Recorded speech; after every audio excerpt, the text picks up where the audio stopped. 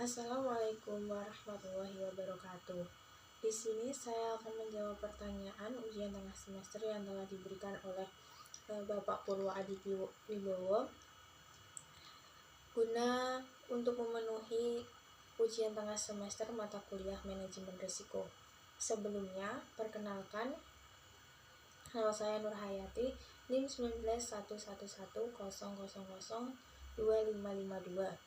Langsung saja saya mulai menjawab pertanyaan nomor 1. Contoh risiko berdasarkan tingkat ketidakpastian. Tidak ada atau pasti yang memiliki karakteristik hasilnya dapat diprediksi dengan pasti. Contohnya seperti kematian, ilmu, dan ilmu pasti. Yang kedua yaitu ada objektif. Karakteristiknya yaitu hasilnya dapat diidentifikasi, probabilitas diketahui. Contohnya seperti judi online. Subjektif, hasilnya dapat diidentifikasi, probabilitasnya tidak diketahui. Contohnya kecelakaan kerja. Dan selanjutnya itu yang terakhir sangat tidak pasti. Hasilnya tidak dapat diidentifikasi dan probabilitasnya tidak diketahui. Contohnya seperti bencana alam. Selanjutnya yang nomor 2. Klasifikasikan risiko berdasarkan kemungkinan terjadinya kerugian dan derajat atau kadar risiko. Yang pertama yaitu risiko kemungkinan terjadinya kerugian didefinisikan sebagai chance of loss. Konsep ini baru mempunyai makna penting jika diaplikasikan pada kemungkinan terjadinya dalam kejadian-kejadian yang jumlah besar atau frekuensi kejadian sangat sering.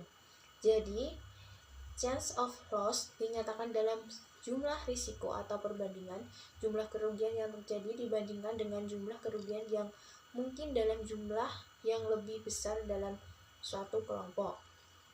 Yang kedua yaitu derajat atau kadar risiko, merupakan variasi relatif antara kerugian aktual dengan kerugian yang diharapkan. Kadar risiko adalah kisaran penyimpangan dari kerugian rata-rata atau kerugian yang diharapkan yang ditaksir menggunakan kemungkinan risiko. Selanjutnya nomor 3. Proses atau tahapan manajemen risiko. Proses manajemen risiko menurut Mamdouh M. Hanafi edisi ketiga 2016 dibagi ke dalam 3 tahap, yaitu yang pertama ada identifikasi risiko, yang kedua evaluasi dan pengukuran risiko, yang ketiga ada pengelolaan risiko. Identifikasi risiko sendiri dilakukan untuk mengidentifikasi risiko-risiko apa saja yang dihadapi oleh suatu organisasi. Banyak risiko yang dihadapi oleh suatu organisasi, mulai dari risiko penyelewangan oleh karyawan, risiko kejatuhan meteor atau komet, dan lainnya. Ada beberapa teknik untuk mengidentifikasi risiko, misal dengan menelusuri sumber risiko sampai terjadinya peristiwa yang tidak diinginkan. Yang kedua, ada evaluasi dan pengukuran risiko. Tujuannya adalah untuk memahami karakteristik risiko dengan lebih baik. Jika kita memperoleh pemahaman yang lebih baik, maka risiko akan lebih mudah dikendalikan. Evaluasi yang lebih sistematis dilakukan untuk mengukur risiko tersebut. Ada beberapa teknik untuk mengukur risiko tergantung jenis risiko tersebut. Untuk risiko lain, evaluasi dan pengukuran yang berbeda bisa dilakukan. Sebagai contoh, risiko perubahan tingkat bunga bisa diukur dengan teknik duration atau durasi. Bab mengenai risiko tingkat bunga membicarakan pengukuran semacam itu. Risiko pasar bisa dievaluasi dengan menggunakan teknik VAR atau Value at Risk. Yang ketiga ada pengelolaan risiko. Pengelolaan risiko yaitu jika organisasi gagal mengelola risiko, maka konsekuensi yang diterima bisa cukup serius. Misal kegiatan yang besar, risiko bisa dikelola dengan berbagai cara seperti penghindaran, ditahan atau retention, diversifikasi, atau ditransfer ke pihak lainnya. Erat kaitannya dengan manajemen risiko adalah pengendalian risiko atau risk control dan pendanaan risiko atau risk function. Pertanyaan keempat, risiko-risiko yang bisa ditanggung perusahaan asuransi. Yang pertama ada risiko murni, yang kedua ada risiko spekulatif, yang ketiga ada risiko khusus, yang keempat ada risiko fundamental, yang kelima ada risiko individu, yang keenam ada risiko harta.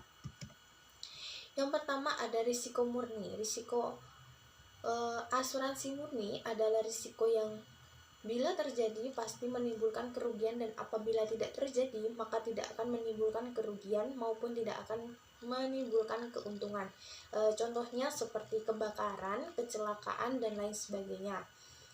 Yang kedua ada risiko spekulatif, adalah risiko yang memiliki dua kemungkinan bila peristiwa yang dianggap risiko itu benar-benar terjadi berbanding terbalik dengan risiko murni. Contohnya itu berinvestasi saham di bursa efek. Proses investasi itu akan menimbulkan risiko spekulatif, yakni ada kemungkinan untung secara finansial dan di lain sisi ada risiko kerugian. Yang ketiga ada risiko khusus. Dampak maupun penyebabnya hanya mempengaruhi lingkungan lokal atau pribadi, bisa secara kualitas maupun kuantitas. Contohnya seperti pengangguran ataupun seorang pencuri. Saat seorang mencuri, risiko yang ditimbulkan hanya mempengaruhi individu itu. Yang keempat ada risiko fundamental, bisa menimbulkan dampak yang sangat luas. Terdapat faktor atau pihak tertentu yang menyebabkan risiko ini seperti kebijakan pemerintah, bencana alam, dan lain sebagainya. Contoh bencana alam yang tentu saja akan memberikan dampak kerugian finansial hingga jiwa pada masyarakat luas. Yang kelima ada risiko individu. Risiko individu merupakan berbagai macam kemungkinan yang terjadi dalam kehidupan sehari-hari dan bisa mempengaruhi kapasitas finansial seseorang, harta kekayaannya, maupun risiko tanggung jawab. Individu risk terbagi menjadi beberapa kelompok seperti personal risk, property risk, dan liability risk. Contohnya yaitu seperti kehilangan pekerjaan, cacat fisik, meninggal dunia, dan lain sebagainya. Yang keenam ada risiko harta. Risiko harta berkaitan dengan kepemilikan suatu benda akibat pencurian, kehilangan, ataupun kerusakan. Risiko harta memiliki dua jenis, yakni kerugian secara langsung atau direct loss dan kerugian tidak langsung atau consequential. Contohnya kebakaran yang merusak harta benda dan di dalamnya, atau bisa juga pencurian kendaraan pribadi. Menjawab pertanyaan nomor 5 yaitu contoh analisis Quen. Dari gambar tersebut saya ambil dari contoh dari pabrik garmen di Jepara.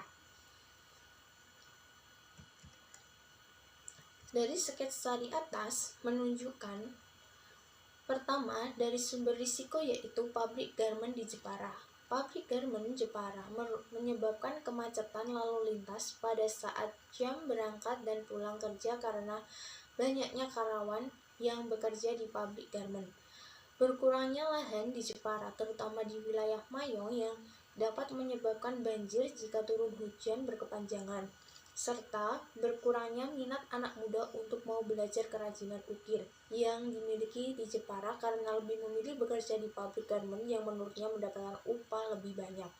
Dari contoh di atas, dari contoh tersebut, risk faktor tersebut adalah bertambah banyaknya karyawan pabrik serta pabrik garmen yang didirikan di Jepara. Situasi tersebut menjadikan kemacetan lalu lintas saat jam berangkat dan pulang kerja, serta berkurangnya lahan di wilayah Mayong juga bisa menyebabkan banjir jika turun hujan berkepanjangan. Jika terjadi kemacetan lalu lintas dan banjir, maka masyarakat sekitar juga akan mendapatkan kerugian. Tetapi bisa dilakukan sesuatu terhadap risiko tersebut dengan mengatur lalu lintas secara baik dan membuat slogan di tempat yang sering terkena banjir. Menjawab pertanyaan nomor 6 yaitu contoh produk asuransi kerusakan properti yang ditawarkan oleh perusahaan asuransi. Yang pertama ada asuransi properti Allianz. Rumahku Plus adalah salah satu polis asuransi yang ditawarkan oleh Allianz. Dengan polis ini, kamu bisa mendapatkan ganti rugi atas kerusakan aset bangunan hingga 20 miliar rupiah. Nilai yang fantastis dan tinggi untuk sebuah perlindungan terhadap aset kamu. Selain itu, ada juga bisa akomodasi sementara serta santunan meninggal dunia. Salah satu syarat untuk mendapatkan asuransi ini adalah properti berbentuk rumah yang tidak lebih dari 3 lantai. Properti dengan 4 lantai atau lebih tidak bisa memanfaatkan polis asuransi properti satu ini. Yang kedua ada asuransi properti Adira. Jika butuh asuransi untuk bisnis, maka kamu bisa memilih asuransi properti Adira. Polis asuransi yang ditawarkan adalah untuk melindungi tempat usaha kecil dan menengah atau UMKM. Keunggulan polis ini adalah tidak hanya berfokus pada risiko kerugian bangunan saja, ada santunan meninggal dunia atau cacat tetapi yang diakibatkan oleh kecelakaan diri. Tidak hanya itu, ada juga pertanggungan biaya pengobatan akibat kebakaran. Yang ketiga ada asuransi properti Sinarmas. Sinarmas terkenal dengan asuransi kesehatannya. Meskipun benar, tetapi ada opsi asuransi lain yang bisa dipilih untuk proteksi properti. Ada Simas Ruko yang memang diperuntukkan bagi pemilik ruko dengan manfaat ganti rugi atas risiko PSAKI. Polis ini juga menanggung harta benda yang ada di dalam bangunan yang kamu asuransikan.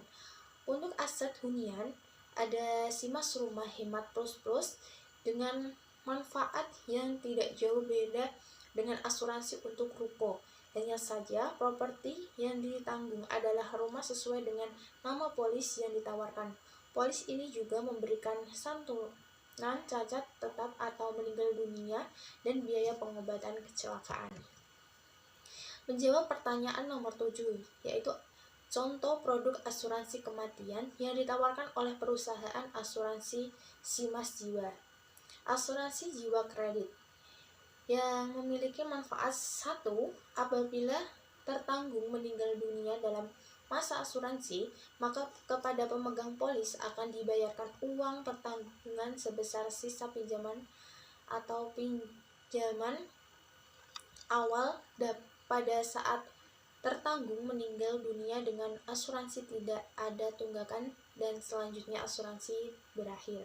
Yang kedua, apabila tertanggung melunasi kredit sebelum berakhirnya masa asuransi yang telah ditetapkan, maka pemegang polis wajib menyerahkan sertifikat asuransi serta dokumen-dokumen lainnya jika ada kepada tertanggung, dan tertanggung dapat mengajukan pengunduran diri dari kepesertaan asuransi atau tertanggung tetap menjalankan kepesertaan asuransi hingga berakhirnya masa asuransi sebagaimana yang tercantum dalam sertifikat asuransi.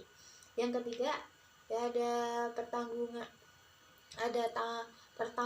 tetap menjalankan kesepakatan asuransinya dan tertanggung meninggal dunia setelah pelunasan kredit, maka kepada yang ditunjuk sebagaimana yang tercantum dalam sertifikat asuransi akan dibayarkan uang pertanggungan sebesar sisa pinjaman atau pinjaman awal sesuai dengan perhitungan penanggung.